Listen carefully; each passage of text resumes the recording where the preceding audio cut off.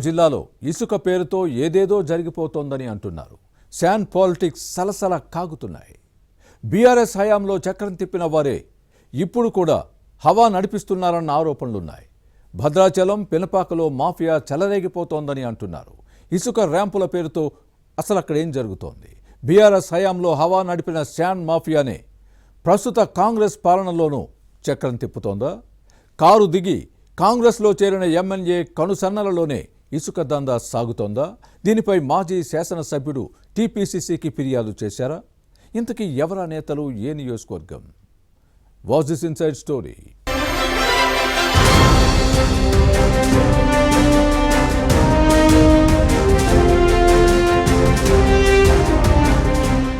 ఇసుక బంగారంతో సమానం. భద్రాద్రి కొత్తగూడెం జిల్లా నుంచి ప్రభుత్వానికి కోట్ల రూపాయల ఆదాయం వచ్చేది. కానీ ప్రస్తుతం అక్రమ రవాణాకు అడ్డాగా మారింది. మాఫియాకు కేరాఫ్ అడ్రస్ గా మారిన భద్రాచలంలో శాండ్ పాలిటిక్స్ కాంగ్రెస్ లో కాకరేపుతున్నాయి. తాగు సాగునీటి అవసరాలు తీర్చే గోదారమ్మ రాజకీయ నాయకులకు కాసులు కురిపించే కామధేనువుగా మారింది. భద్రాచలం నియోజకవర్గం దుమ్ముగూడెం, చర్ల మండలాల్లో ఇసుక ర్యాంపులు సిరులు కురిపిస్తున్నాయంటారు. బీఆర్ఎస్ పాలనలో చక్రం తిప్పిన వారే మళ్లీ ర్యాంపులు హస్తగతం చేసుకున్నారట. భద్రాచలంలో కారు పార్టీ ఎమ్మెల్యేగా గెలిచిన తెల్లం వెంకట్రావు ఆ తర్వాత కాంగ్రెస్ కండువా కప్పుకున్నారు. ఈ శాసనసభ్యుడు బీఆర్ఎస్ నేతలతో చేతులు కలిపి ఇసుక దందాలు చేస్తున్నారన్నది మాజీ ఎమ్మెల్యే, రాష్ట్ర అటవీ అభివృద్ధి సంస్థ చైర్మన్ పొదెం వీరయ్య ఆరోపణ. గత ఎన్నికల్లో ఇరువురు ప్రత్యర్థులు.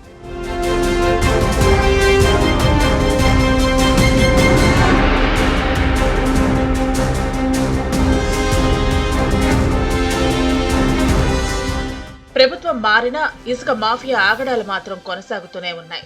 అధికార పార్టీ నేతల అండతో తమ కార్యక్రమాలను సాఫీగా కొనసాగిస్తోంది. కొత్తగూడెం జిల్లా పినపాక, భద్రాచలం నియోజకవర్గాల్లో ఇసుక రీచ్లు ఉన్నాయి.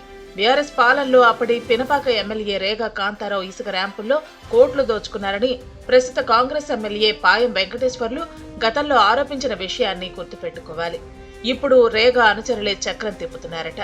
భద్రాచలం ఎమ్మెల్యే తెల్లం వెంకట్రావుతో ఉన్న సాన్నిహిత్యంతో గులాబీ గ్యాంగ్ ఇసుక రీచ్లు హస్తగతం చేసుకున్నారని అంటారు. ఈ వ్యవహారంలో ఎమ్మెల్యేతో పాటు రాజకీయ నేతలు, అధికారులకు వాటాలు అందుతున్నాయన్న ఆరోపణలు ఉన్నాయి.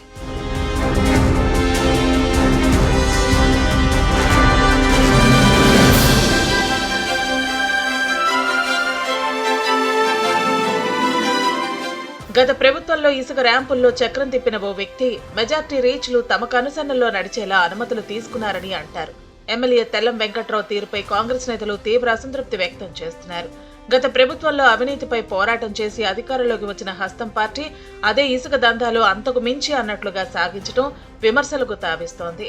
బీఆర్ఎస్ ఆపరేషన్ ఆకర్ష్ ప్రలోభాలకు లొంగకుండా కాంగ్రెస్ జెండా వదలని నిఖార్సైన నేతగా పొదెం వీరయ్యకు పేరుంది. కారు పార్టీ నుంచి భద్రాచలం ఎమ్మెల్యేగా గెలిచి ఆ తర్వాత కాంగ్రెస్ కండువా కప్పుకున్న తెల్లం వెంకట్రావు చేస్తున్న ఇసుక దందాపై వీరయ్య టీపీసీసీకి ఫిర్యాదు చేశారట. ఇక్కడ చెలరేగిన ఇసుక తుఫాను కాంగ్రెస్ కు తలనొప్పిగా మారిందట.